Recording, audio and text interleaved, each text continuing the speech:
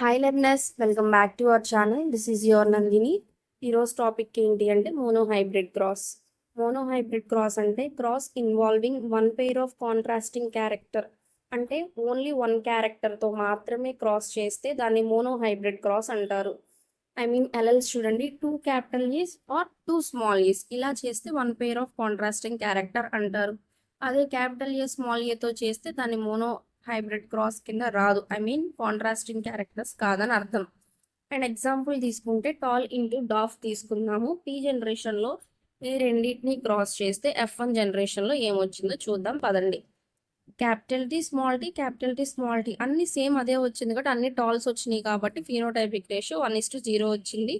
So F2 జనరేషన్లోకి వచ్చేసరికి capital T small T into capital T small టీకి crossing చేస్తే ఇక్కడ బాక్స్ వేసి నేను క్లారిటీగా ఇచ్చాను చూడండి.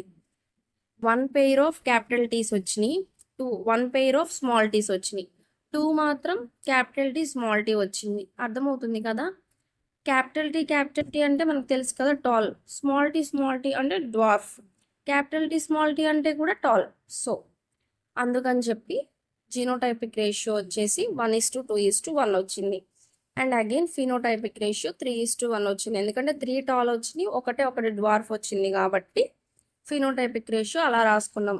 జీనోటైపిక్ రేషియో అంటే ఏంటి, మనకి లెటర్స్ ఎన్ని వచ్చినాయి అన్నది అక్కడ రాసుకున్నాం. ఫినోటైపిక్ వచ్చేసి చెప్పాను కదా, అది ఆల్రెడీ నేను క్లియర్గా వీడియో చేశాను, అలా రాసుకోవాలి మనం. ఈ వీడియో నేను ఎందుకు చేస్తున్నానంటే రేషియోస్ అనేది డీసెట్కి చాలా ఇంపార్టెంట్. వాడు ఎలా అయినా ఇవ్వచ్చు. మోనోహైబ్రిడ్ క్రాస్ జీనోటైపిక్ రేషియో ఎంత, ఫినోటైపిక్ రేషియో ఎంత, ఈ రేషియోస్ మాత్రం మెయిన్గా గుర్తుపెట్టుకోండి. నేను ఈ వీడియో చేయడానికి మెయిన్ రీజన్ అదే. అండ్ అలాగే డైహైబ్రిడ్ క్రాస్ నెక్స్ట్ వీడియోలో చేస్తాను. అన్నీ ఒక వీడియోలో ఈ రెండు కంపేర్ చేసి చెప్దాం అనుకున్నాను, కాకపోతే చాలా టైం పట్టేస్తుంది. అందుకే మోనోహైబ్రిడ్ క్రాస్ ఒకటి, డైహైబ్రిడ్ క్రాస్ ఒకటి చేస్తాను. నెక్స్ట్ వీడియోలో మళ్ళీ కలుద్దాం. Please like, share and subscribe.